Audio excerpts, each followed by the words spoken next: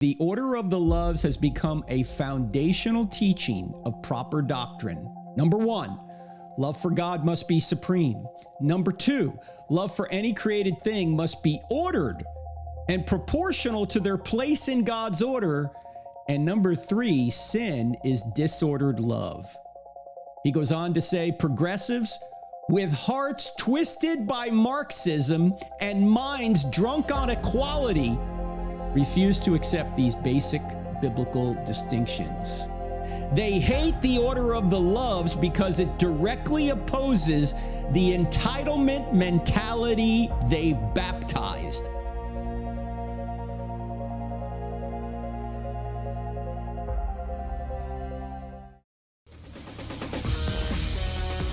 Ladies and gentlemen, this one insight we will talk about today will either make or break your life as a Christian or even as a non-Christian.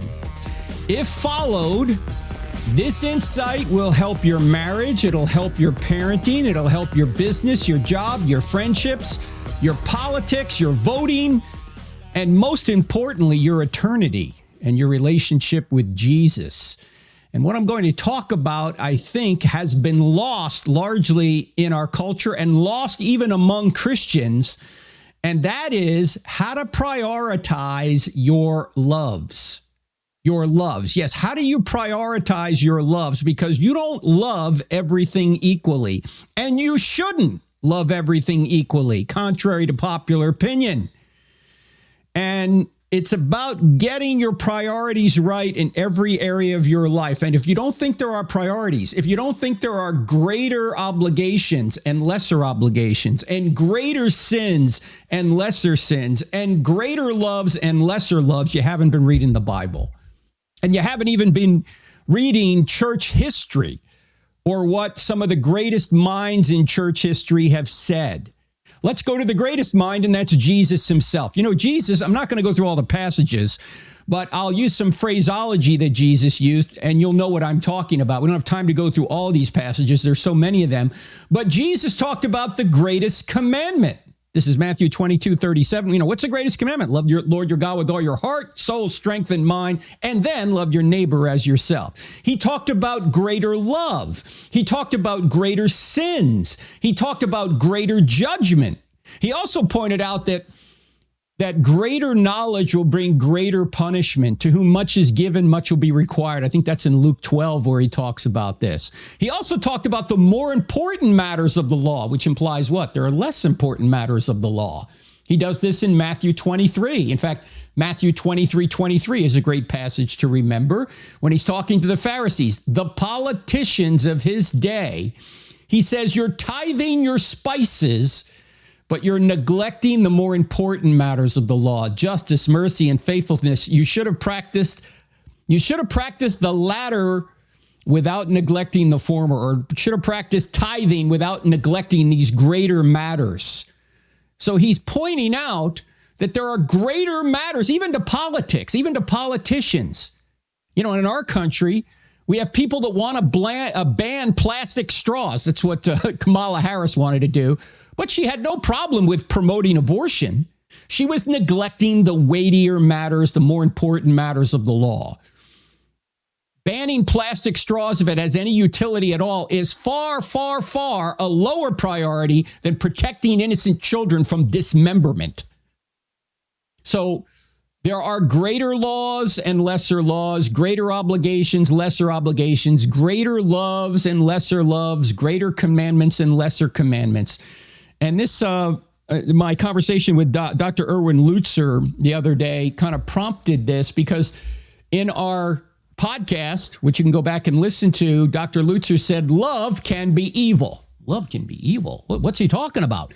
If you get your loves out of order, you can actually be doing evil. Now, recently, Allie Beth Stuckey came out with a book called Toxic Empathy. We had Allie on the show about 6 months ago when that book came out. And it's manifested in the sense that a lot of Christians, and certainly a lot of people in our culture, think that niceness and kindness and empathy is our top obligation no matter what we're doing. We have to be nice. We have to be kind. We have to be empathetic. As we pointed out in that show with Dr. Lutzer, that Dr. Ed Fazer, who wrote a column prior to the Pope being selected, he's Catholic, but he basically said that the culture thinks that the Pope ought to be a social worker with the personality of Mr. Rogers. And then he goes on to talk about, that's wrong. You have to have doctrine before you get to that. You've got to know what the doctrine is that was handed down from the apostles to us.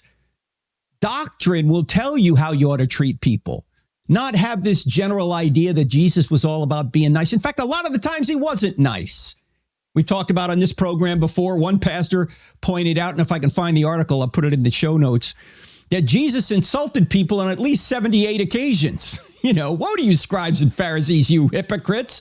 You strain out a gnat and swallow a camel. Oh, you look great on the outside. You're whitewashed tombs, but on the inside, you're full of dead men's bones. You go a mile to make a convert, and then once you make them a convert, you make them twice as much a son of hell as you are. How will you avoid being condemned to hell? That was certainly not the Mr. Rogers approach. Jesus was not Barney. He wasn't nice and kind all the time.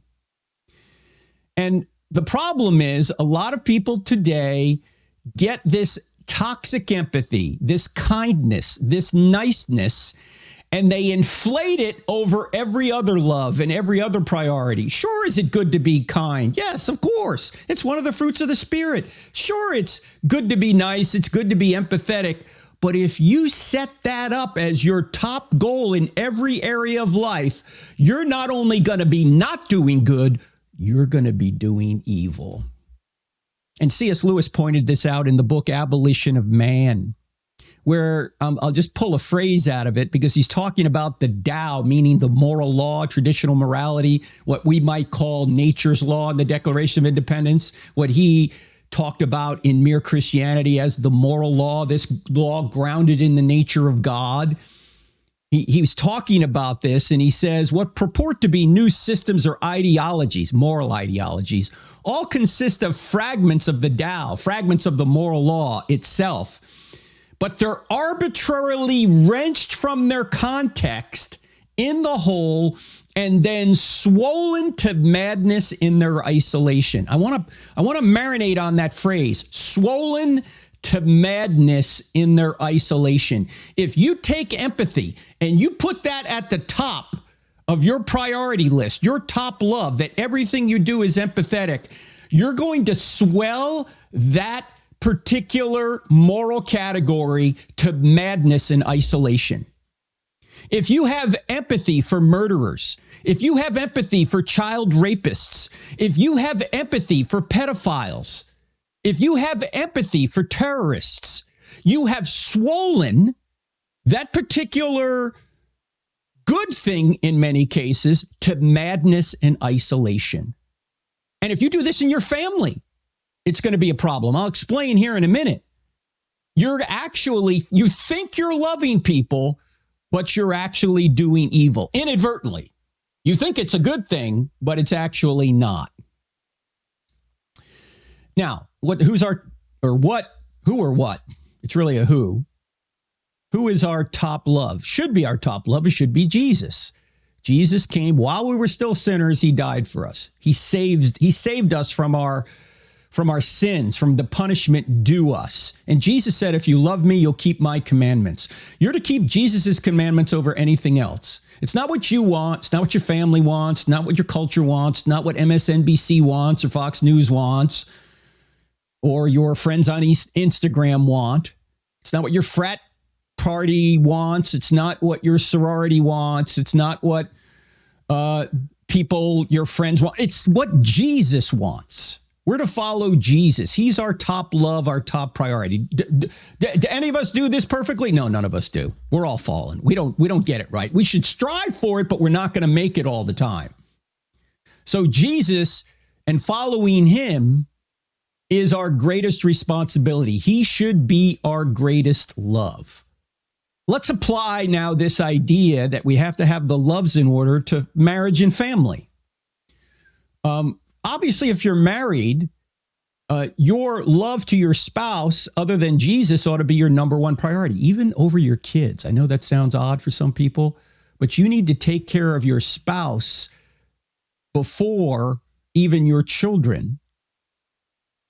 Now, there may be occasions where you invert that, but overall, the children shouldn't take precedence over the needs of your spouse.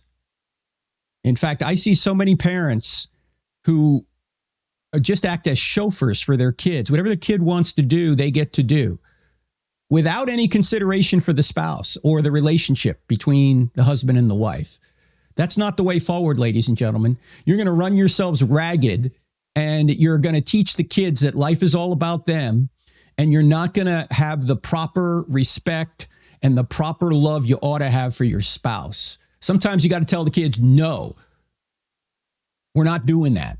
It's going to take too much out of our family, too much out of our relationship. You get to pick one event or two events or two extracurricular activities, but you're not going to do you're not going to run us ragged all over this city. And maybe, some of these parents are involved and kids are involved in traveling teams. Fine. If you want to make that a priority, fine. But if it's taken away too much from your spouse, it's wrong. Don't do it. Also, when it comes to marriage and family, you shouldn't be prioritizing your friends over your spouse. Sure, you got friends, but your spouse always takes precedence. In fact, when you make a commitment to marry somebody, you've given up a lot of your independence. Love, by definition, binds itself. And so you just can't go out with your buddies without getting approval of your spouse. You can't just decide you're not going to come home when you should be home. You have a responsibility to somebody else. And that love is higher than the love you have to your friends or your buddies, even your children, or to strangers. You should be taking care of your family before you're taking care of strangers. Paul says in 1 Timothy 5:8, he says, if anyone does not provide for his own family, and especially his own household, he has denied the faith and is worse than an unbeliever. Whoa, that's pretty extreme, but he's right. Your first responsibility is to your family. Now, this doesn't mean that taking care of strangers is wrong or you ought not do it. It means you take care of your own family before strangers. Likewise, you have a greater responsibility to honor your mother and father than you do any other mother or father. This doesn't mean you dishonor or hate other mothers or fathers. It simply recognizes the fact that we have a greater responsibility to care for our own parents and honor our own parents before other parents, just as we have more of a responsibility to take care of our own children before we try and take care of other children. Now, if your children are living in the lap of luxury, yeah, okay, maybe you're going to decide that you're not going to give your kid that next new luxury in order to take care of the poor or the other, or somebody else that you know closest to you. That makes sense, but you've got to meet the basic needs of your family before you try and take care of other people that you know. And how about parenting? How does this work in parenting? The order of the loves. We'll get to a definition of that here in a minute, but this idea that there's a hierarchy. We think in our culture that love means approval. Parents, intuitively, that's not true. Think about this. If you approve of everything your 13-year-old wants to do, are you loving?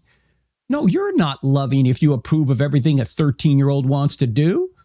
You need to stand in the way of the evil they want to do. Look, your kids have enough friends. They don't need another friend. They need a disciplinarian.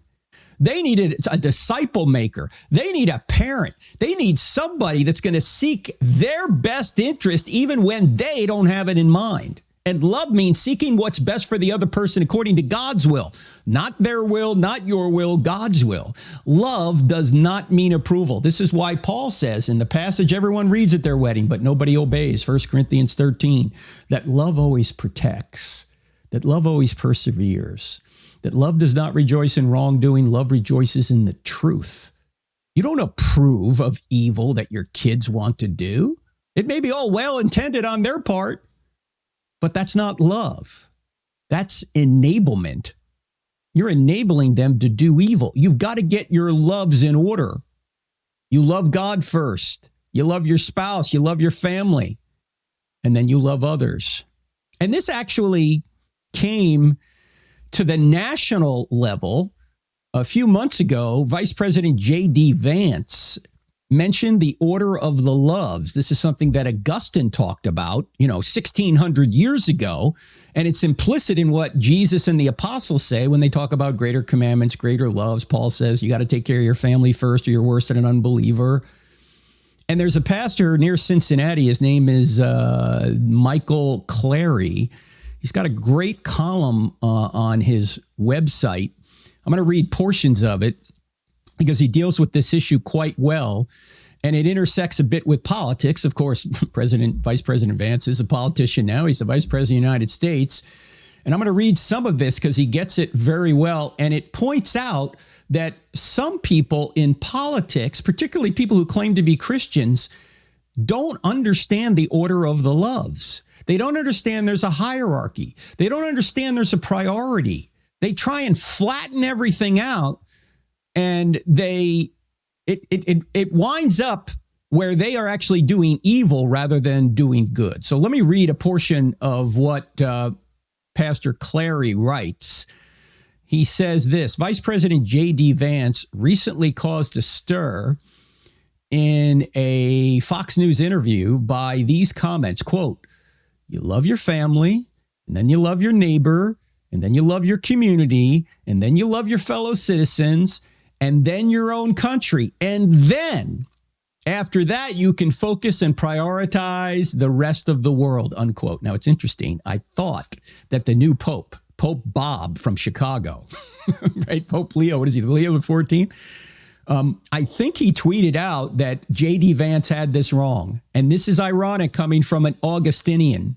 He follows that order in the Roman Catholic Church because J.D. Vance does not have it wrong. He has it exactly right. Sorry, Pope. We'll see. Maybe the Pope, maybe I'm misremembering that, or maybe he didn't actually say that. I just heard that out there, that he tweeted something. And a tweet, look, can't go into detail. Maybe there's a nuance here I'm not seeing or J.D. Vance didn't see. But J.D. has it exactly right. Now, here's what Pastor Clary goes on to say. It should be obvious that one's love for his own family should exceed his love for everyone else. Yet somehow this statement is controversial to left-of-center Christians. And then he names a progressive Christian. I can't even pronounce the guy's name. I won't even try.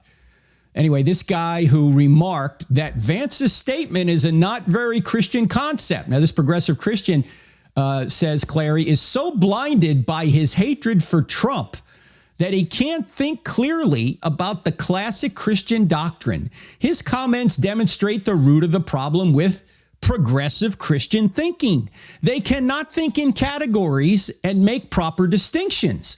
They assume that the grace of God flattens out natural affections and overturns the natural order. This progressive Christian goes on to say, quote, "The kind of love that is very Christian loves the enemy, the widow, and orphan, who, by definition, not your family, and the stranger, by definition, not your clan, ethnicity, race, or nationality," unquote. Now, here's what Clary says to that. "Every Christian should agree that Jesus taught us to love our enemies, but Jesus did not teach that we must love our enemy in exactly the same way and to exactly the same degree. Progressives can't grasp the most basic idea that we can truly love two different people while also loving one more than the other." This progressive Christian's comments are driven by his political commitment to supporting Democrat policies on immigration. But I'll bet my paycheck that he has a lock on his front door. Doesn't he want to welcome the sojourner and stranger into his house? Would he be willing to starve his own children in order to feed a stranger's child? Unquote. Yeah, good point. As I've said on this program many times before, everyone believes in borders. The only question is, where do you put the border? You've got a border on your door. You don't just let everybody in. It would be impossible for you to do so and disastrous for you to do so. In fact, putting a lock on your door doesn't mean you don't love the people outside your house. It means that you love the people inside your house more. And you have more of a God-given responsibility to them, as Paul himself said. So this is the Christian way. You don't just open up all your resources to everyone. If you did that, you wouldn't be able to fulfill your God-given responsibility to take care of your own family. Back to Clary. He says this: progressives live in a fantasy world of abstractions and ideals that simply have no bearing on reality. This is why you can always count on progressives to make foolish and unrealistic claims while simultaneously claiming the moral high ground. The progressive attitude is, quote, judge us by our intentions, not our outcomes, unquote. And this progressive Christian social media virtue signal is as hypocritical as it is absurd. False humility may look righteous and pious, but it is still false. Let me stop right here for a second. I remember J. Budziszewski, a philosopher, Christian who teaches down at UT Austin. This might be in his book, What We Can't Not Know. I've had Jay on the show many years ago. I need to have him back on. Brilliant thinker. Talks a lot about the moral law written on our hearts. And I remember him saying that true compassion is a lot different from false compassion. True compassion tries to get the alcoholic off alcohol. False compassion is, well, let me buy him a beer and see if I can win him through alcohol. Or it's probably more overt when people do this with drug abusers. You know, oh, let me give him a clean needle. That's false compassion. That's not true compassion. False compassion is, an unplanned pregnancy. Let's see if we can take care of the mother by helping her get an abortion because, it's going to ruin her life. No, that's false compassion. True compassion is you get in there and you do whatever you can to help the woman bring up the baby or put it up for adoption. Now, false compassion's easy. True compassion takes a lot more work, and that's why few people want to do it. And it requires you to make a judgment that people might not like. But again, approving of what people do isn't necessarily love. Love is seeking what's best for the other person, given what God says. Not what they want, but what God says. So Pastor Clary goes on to talk about the order of the loves. And he says it was originally articulated by Augustine and has become a hallmark of Orthodox Christian thought. The command to love others does not mean we must love everyone equally. The clearest and most obvious example is our great commandment. Our love for God must exceed our love for anything else. And every other love must be ordered according to duties and obligations that flow from our highest allegiance to God and what God requires of us. And then the article goes on. I'm not going to read the whole thing here. It's quite good, but I don't have the time. I'll put it in the show notes. But he says a few more things that I'm just picking out from the article now. Some very pithy little statements. He says, love is not a one-size-fits-all command. Love is not a one-size-fits-all command. And he says, the order of the loves has become a foundational teaching of proper doctrine. Number one, love for God must be supreme. Number two, love for any created thing must be ordered and proportional to their place in God's order. And number three, sin is disordered love. He goes on to say, progressives with hearts twisted by Marxism and minds drunk on equality refuse to accept these basic biblical distinctions. They hate the order of the loves because it directly opposes the entitlement mentality they baptized, unquote. I like that. I think he's nailed it here. They don't like the order of the loves because it opposes the entitlement mentality that everybody's supposed to get the same. Equity, equality, everyone gets the same thing. They baptize that as a Christian concept, and it's not a Christian concept at all, ladies and gentlemen. You're not even going to get the same thing in heaven.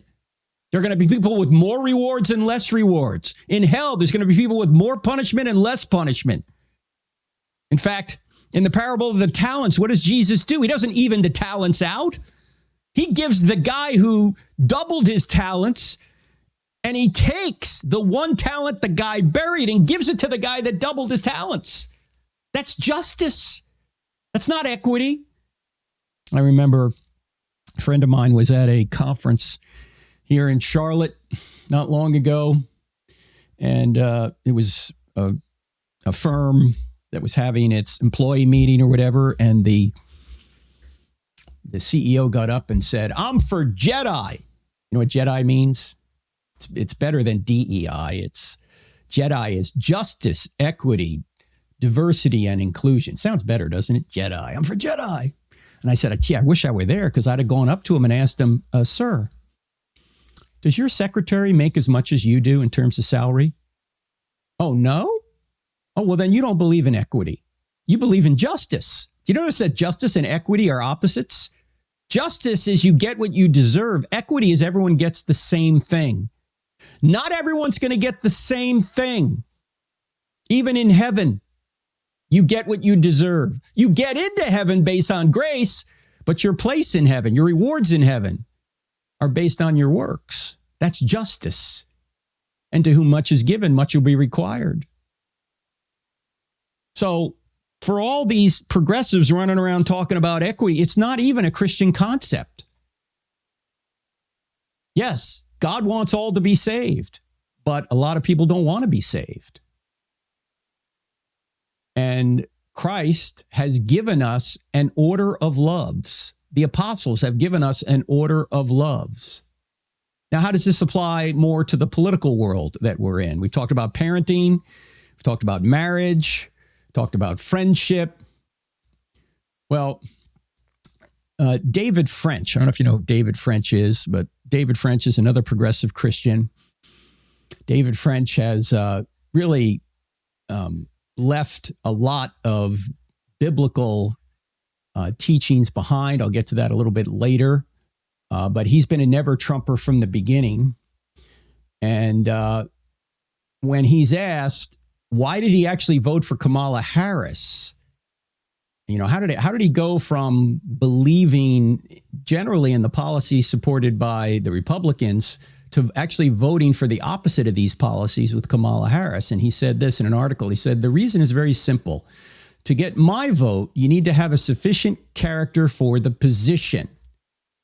All right, let's analyze that for a second. First question I have is, would he say the same thing if he was selecting a doctor for brain surgery, either for himself, his wife, or his kid? Would he say, the reason I'm going to select a doctor is going to be on character, not actual quality or capability?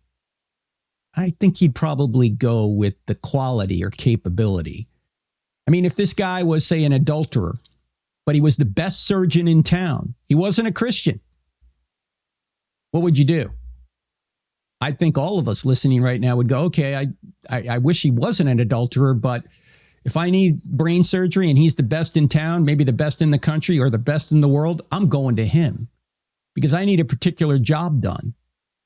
And his character is probably not going to affect his ability to do that particular job. In fact, obviously it hasn't. He's the best in the country or the best in the city. If he had to pick a pilot to fly himself somewhere, would he make it more on character or skill? If he had to pick a bodyguard to get him through a crowd of hostiles, would he pick character or would he pick skill and ability? Now, let me agree with David French. I wish I had both in all of these selections. You know, I wish I had a high character guy and a high skill guy in every one of them. I don't deny that. It's better to have both. But if you have to have one or the other, what are you going to pick? Secondly, what is character? Is it all about kindness? Do you know what David French says? When in the context of politics, he says, you know, the policies are not quite as clear. The Bible doesn't talk much about tax rates, doesn't talk about, you know, these kind of things. But it is very, very, very clear, he says, on how we are to treat one another. Here's what he says, quote, the fruit of the Spirit is a set of virtues, kindness, peace, patience, gentleness, self-control. And then, of course, he quotes Micah 6:8, you know, about acting justly, living humbly, loving humbly.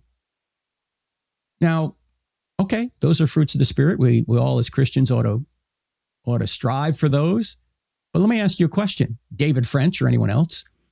Did God set up government to primarily display kindness, peace, patience, gentleness, and self-control?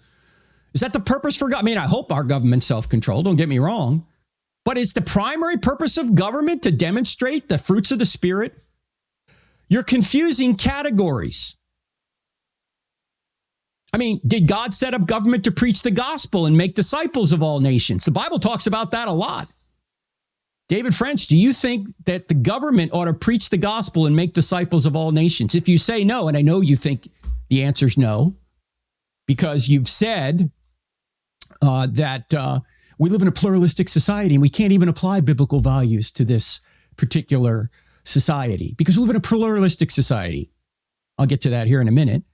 So you don't think we ought to be preaching the gospel from government or making disciples of all nations. You don't think that's the primary responsibility for government, but you think kindness, peace, gentleness, patience, and self-control, that's the primary role of government? No, God set up government to punish evildoers. Read Romans 13, read Genesis 9. The purpose of government, the reason the ruler has the sword, is to protect innocent people from evil. It's not to put empathy or kindness or gentleness or patience at the top of their priority list. We hope our government officials display those on occasion, maybe most of the time, but there are times they got to be tough. There are times they're not going to have any empathy. There's a time for justice. In fact, that is the primary purpose of government, is justice. To prevent innocent people from being hurt by evildoers. And nobody said this more pithily than James Madison, the founder of our Constitution, who said, if men were angels, no government would be necessary. Look, would we need a government at all if we all were angels, if we behaved angelically? No, we wouldn't need a government at all. We'd always be deferring to the other person. Wouldn't need it at all. But the reason the government exists is to protect innocent people from evil. It's not there to demonstrate kindness, peace, patience, gentleness, and self-control. Although, as I say, I hope our government officials most of the time exhibit those qualities. That's not why they're there. Sometimes they have to be the opposite of that. Sometimes they have to bring violence on evildoers. That's not peace. Sometimes they can't wait around for evil to overrun the society. They got to take it down now. That's not patience. Sometimes they got to put people in jail. They got to wrestle people to the ground, or God forbid, sometimes they need to shoot them. That's not gentleness. My third question for someone like David French, after asking what is character, is it all about kindness? The answer is no. My third question is this: is character in politics only about personality, or is it also about policies? As I said earlier, I'd like to have both in my leader, but if I can only have one or the other, give me the policies. It's more about policies. As a politician, your main job is to put in morally correct policies. And I would also say, people like David French talk about the known character flaws in Donald Trump. His obnoxiousness sometimes, his exaggerations, his narcissistic behavior. We've been through it all on this program. Yeah, okay, I get it. Yeah, I agree, those things are not good. But I'd also ask this: does it demonstrate bad character to support immoral policies? Yeah, I think it does. I think it demonstrates bad character when you are supporting child dismemberment, abortion, when you're supporting child mutilation, which is so-called gender-affirming care, when you're supporting open borders, which bring sex trafficking, drug trafficking, you allow terrorists in the country, you increase crime, you strain law enforcement, you increase costs on citizens here, you increase costs on the social safety net, you make housing more expensive, you make jobs harder to get. Yeah, that's demonstrating bad character. It's also demonstrating bad character when you bring up bogus charges against your political opponents, when you throw them in jail without trials, as many of the J6 people were thrown into jail without trials. By the way, there's one thing I disagree with Trump on. I don't think that he should have pardoned everyone. I think there were people that did assault police officers that shouldn't have been pardoned. But his logic apparently was these people have already been in jail for 2 to 4 years. So they've already served their time. But a lot of those people had been hunted down as if they were some kind of narco drug dealers, when all they did was walk through the Capitol taking pictures and being escorted in many cases by police officers. So justice was not applied appropriately there. Also, did you know that 80% of the lawsuits in the Biden administration on nonprofits came from the government itself? That the government was going after nonprofits. 80% of the lawsuits brought against nonprofits were brought by government, particularly religious nonprofits. Also, is it bad character when you support the new Nazis? Yeah, that's Hamas, ladies and gentlemen. Wake up out there. Read their charter. Don't take my word for it. Go look up the Hamas charter. We've talked about it on this program before. Their charter is to kill all Jews, and Christians, they'll kill after that. They don't want a two-state solution. They want a one-state solution. No Israel. All Hamas. Yeah. It's bad character to be supporting those people. And yet, that's what Kamala Harris and the Democrats have supported. Oh, they didn't support Hamas. Oh, come on. Please. Yeah, sure. Not all of them did. But you look at something like Omar and who are the squad? They're always out there trying to support Hamas. They're always giving the benefit of the doubt to Hamas rather than Israel. Doesn't mean Israel's perfect. We get it. But when you have a people group out there, they're literally the new Nazis. They want Jews dead in their own charter. That's bad character. It shows you don't even have the courage to oppose what you know ought to be imposed. And it demonstrates good character when you support life, when you protect children, when you secure borders, when you protect and encourage religious expression and good works. In fact, I didn't know this because the media doesn't cover it, but 4 megachurch pastors went to the White House last week. I think it was last week. One of them is my friend Josh Howerton. I've had Josh on the program before. He's the senior pastor of Lake Point Church near Dallas. And there were 3 other pastors that went as well. Josh McPherson, Ryan Visconti, and Landon Schott. I think Josh is up near Seattle. Ryan is out in Phoenix. And Landon is in the Dallas area as well. They all have big churches. And I'm going to put the entire podcast I'm about to quote from in the show notes. It's well worth listening to. They went and spent 4 hours in the White House. They got a lot of criticism for doing that. But there's a clip that I want to play for you right now that explains what the Trump administration has done policy-wise in the first 102 or 103 days of the administration. And you're just going to hear mostly Josh Howerton on this. He's leading this podcast. The podcast is called Resurge, by the way. And it's about a 4-minute clip. He's going to list about 15 different things that I think all Christians ought to agree with that the Trump administration has done in the first 100 plus days. Here it is. Here's Josh Howerton. I don't think no Christians in America are fully aware of everything that especially the White House Faith Office is accomplishing that are literally going to affect your children's churches and their ability to carry out the Great Commission. That's right. So let me do this real quick to what you just said, Josh. Ryan, you said to me one time, you're like, man, when people, when they struggle, some of them have like they'll struggle with maybe persona issues. They'll bring up persona, or I didn't like that meme, or I wish you wouldn't say it like this, that kind of thing. And really the point is, man, I just gently want to say, man, in some ways, that's a little immature thinking, because personas come and go, but policies will affect your great-great-grandchildren. So let me just real quick, dude, because what dawned on me while we're there is when they started reading to us like actual legislation, like things that have either been signed, executive orders that they're moving for, they started reading this stuff to us. I was like, I haven't heard of 80% of these things. A lot of this stuff never gets covered by the media. And this is like very consequential stuff. So I've got a list here. It's a little long. It's probably 15 bullet points. I'm going to read these things, and then I want you guys to comment on, just as you hear this, how does this hit your spirit as a Christian pastor?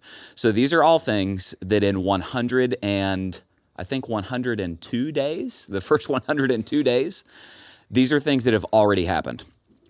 Okay, this is the first White House to make the faith office report directly to the president. So really you're moving towards the Old Testament pattern of the king has prophets that speak directly to the king. That's very interesting. Number 2, executive order establishing the Presidential Commission on Religious Liberty. Very consequential. They have established the task force to eradicate anti-Christian bias in every department of the government. This is very significant. They explained to us they're appointing leaders whose entire job is to go down every organizational column of the federal government and weed out any aspect of legislation or procedure that would carry an anti-Christian bias. Very significant. They pardoned 23 pro-life activists that were jailed by the Biden administration for praying outside of abortion clinics.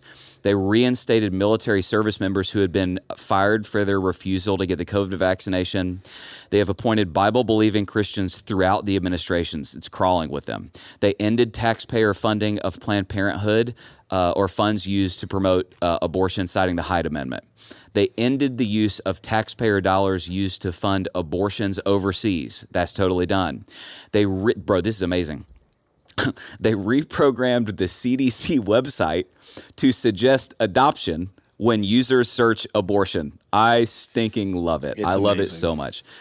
Signed an executive order eliminating transgender ideology from the federal government, establishing nationally that there are only 2 sexes. Signed executive order to keep men out of women's sports. Signed executive order protecting children from chemical and surgical mutilation. Established a task force to combat anti-Semitism. They just passed a bipartisan anti-pornography bill that came from the First Lady. They canceled the Kennedy Center's LGBT celebrations during Pride Month. Previously, the federal government was funding and supporting, I'm explaining because most people don't know what this is, Pride Month celebrations, celebrating perversion. The federal government was funding and participating in those things. Again, I just want to read the New York Times scare headline. It's in my bullets here. Scary headline. President Trump has significantly expanded the influence of conservative Christians in the government. Ooh, scary. And then again, heavily advocating for school choice. Josh, I know you're very passionate about this, that this administration is moving heavily towards giving parents choice for where their children will attend school, which obviously protects Christian parents from having their children indoctrinated. Honestly, indoctrinated. Yeah, so all right, that's the first 103 days. And there's a lot more to that. Those gentlemen go on for an hour and a half. That's right in the middle of the podcast where they list those 15 things that the Trump administration has done. But they make some very good points throughout it. We'll put it in the show notes. You just heard Pastor Josh Howerton, senior pastor at Lake Point Church, list those. He got them directly from the White House. I heard many of those, but not all of them. Now, what Bible-believing Christian, or even somebody that just believes in the natural law, the moral law, who would disagree with what he said there? Those are objectively good moral things. Why shouldn't all Christians support those policies? Look, as he said, personalities come and go, but those policies are going to affect your grandkids. Ladies and gentlemen, you remember before the election, we pointed out that if you don't like either candidate, that you're not just voting for one person, you're voting for 5,000 people to go to Washington and implement a platform, implement an agenda. Well, now you see what we were talking about. It's not just about Trump or Harris. It's about who are they going to bring to Washington and what are they going to do in terms of policy? There are people crawling all over the Trump administration now who are Christians, as the New York Times admits. That's the upside of voting for somebody like Trump, because he's going to bring not only all the policies with him, but all these Christians who are going to do good things in government. Now, before we get back to the topic, I want to mention a couple of things. And that is, I'm going to be in Michigan this weekend. I'm going to be at Grace Community Church in Hudsonville. I'm doing a Saturday men's event, and then I'm doing the Sunday morning services, and then the Sunday night, I don't have enough faith to be an atheist event with Q&A. So check our website out. It's not far from Grand Rapids. That's going to be this Saturday, May 17th and May 18th. I hope to see you there if you're anywhere near in the Michigan area. Also want to point out that this summer, we're again doing CIA, the Cross-Examine Instructor Academy. If you want to learn how to better present the evidence for Christianity and answer questions, or you just want to learn evidence itself, we've got 2 tracks at CIA. One is the presenter track, and the other is the non-presenter track. If you don't want to present, you don't have to. But if you want to get the value of learning from people like Greg Kokel, Natasha Crane, Elisa Childers, Alan Parr, Richard Howe, I'll be there as well, of course, Jorge Gill, Brett Kunkel, Bobby Conway, John Ferrer, Hillary Morgan Ferrer. We're all going to be there and be your instructors, and there'll be others as well. So go to crossexamine.org, click on events. You will see CIA there for Cross-Examine Instructor Academy. You have to apply. It's not, you just can't say I'm coming. You got to apply for it. It's not cheap, but it's well worth the time. In fact, we don't get enough money from the tuition to pay for the whole thing. We subsidize it as a ministry, but people love this program so much, they'll come back 5, 6, 7, 8 times. We've been doing it this will be the 18th year. Again, Cross-Examine Instructor Academy. Go to crossexamine.org, click on events, you will see it there. Okay, let's get back to talking more about the order of the loves. Here we go. Now, ironically, in this particular video, this podcast, they play a clip from David French criticizing them for what they said, or some of what they said, for going to this particular meeting in the White House. And David French claims to be a Christian, but you know what David French is on record as saying and supporting? David French supports same-sex marriage. David French supports Drag Queen Story Hour. He calls it a blessing of liberty. David French believes that America is systematically racist and there is structural injustice. I'd like to ask him what laws are preventing any minority from doing anything a majority can do. There are no such laws. David French also believes that Pope Francis, when he talked about his universalist statements, that he was actually being empathetic. In fact, this is off of AI. I did a little AI search, and the good thing about Perplexity AI is that you can check the sources. So I check these sources. Here's how the way AI puts it, and you can look at the source underneath it. French defended Pope Francis's remarks suggesting that all religions are a path to God, quote unquote, framing them as an expression of humility and existential uncertainty. Critics, of course, argue it's unbiblical and it appears to undermine the exclusivity, easy for me to say, exclusivity of Christ and the clear biblical teaching on salvation and judgment. And he also critiques conservative evangelicals for being culture warriors, when in fact, he is a culture warrior for the other side. In fact, he actually came out and said, I'm voting for Kamala Harris. And he said, all you conservative Christians, you're doing it wrong. You should do it the way I do it. You should support the positions I'm supporting. So one of the pastors in this research podcast said David French lost all credibility when he came out for same-sex marriage as supposedly a Bible-believing Christian. Why should we believe anything else you say? You are getting the order of your loves wrong. You think that it's more appropriate to somehow recognize same-sex unions because these people have certain rights. Where do rights come from? They come from God. There's no right to marry somebody of the same sex. In fact, if God doesn't exist, there's no rights to anything. If God does exist, he doesn't want us marrying somebody of the same sex. And yet David French thinks that we have a higher moral obligation to recognize rights that don't exist out of empathy and sympathy for people than to stand by the natural law biblical view of marriage because it's best for everyone because this is what civilizations are built upon, the biological two-parent family, and the best way to perpetuate and stabilize society is to legally recognize the man-woman relationship over every other relationship, and that's been going on for at least 5,000 years, because David French seems to not understand the order of the loves. He is recognizing something that shouldn't be recognized as a marriage, out of some sort of empathetic position. The same thing with Drag Queen Story Hour.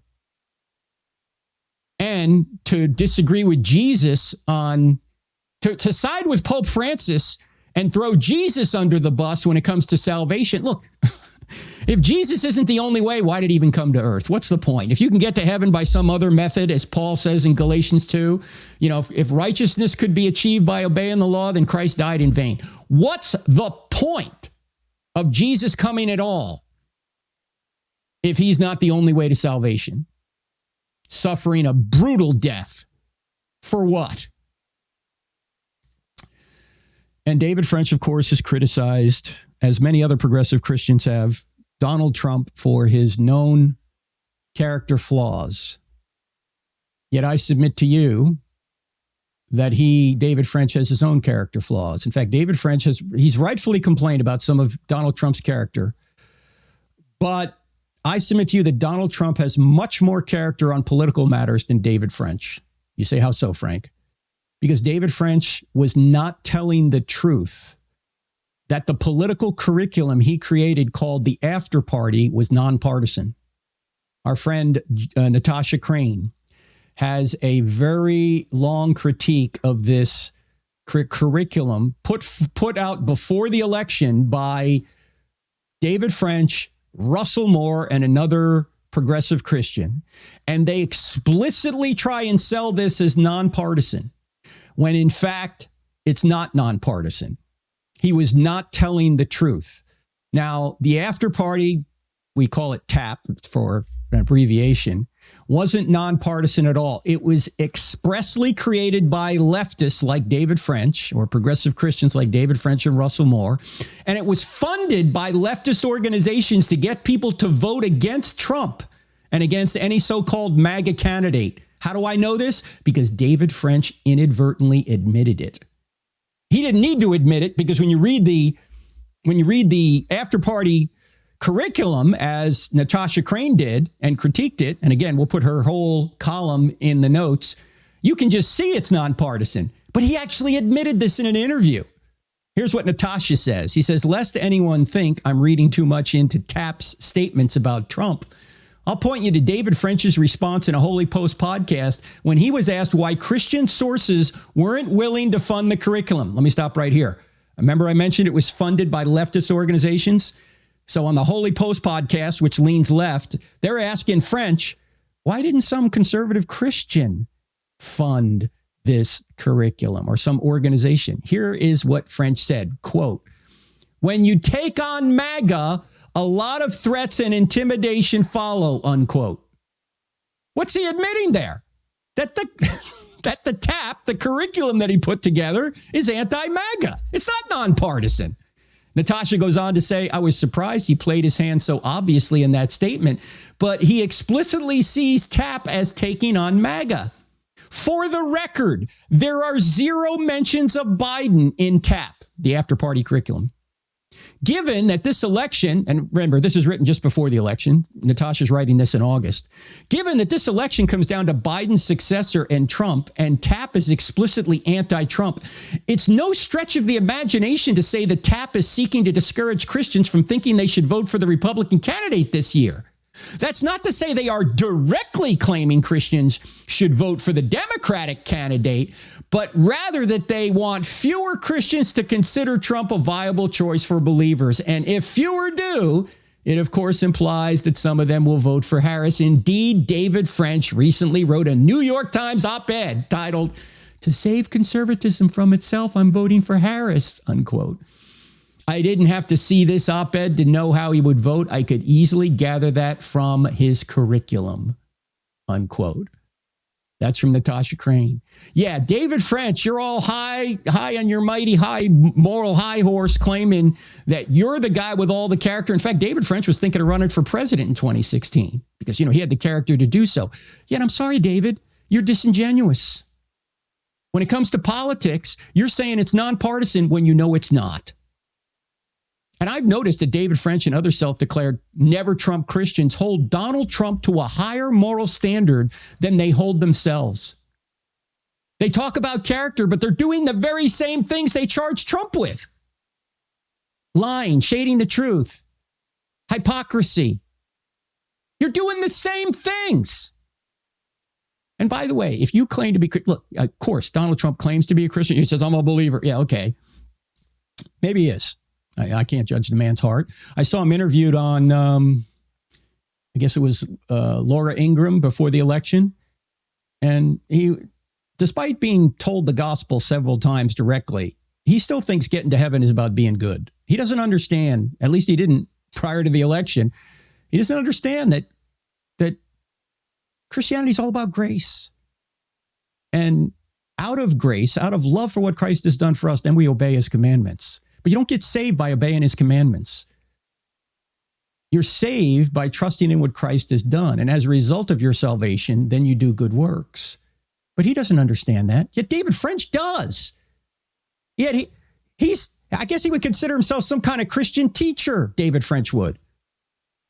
Yet James 3:1 says, if you're a teacher, you're going to be held to a higher standard. And yet you're holding Donald Trump to a higher standard than you're holding yourself. You hold some of your progressive Christian pastors to a lower standard than you're trying to hold Donald Trump. Donald Trump did more to save babies than you've done. Even though he's not as pro-life as I want him to be, what have you done about it?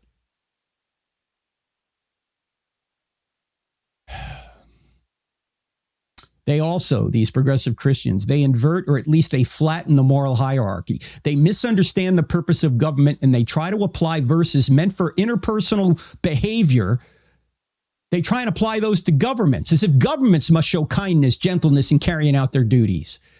They're failing to make important theological and ethical distinctions that are not only all over the Bible, that Jesus himself said, but they've been part of Christian thought for centuries, at least since Augustine.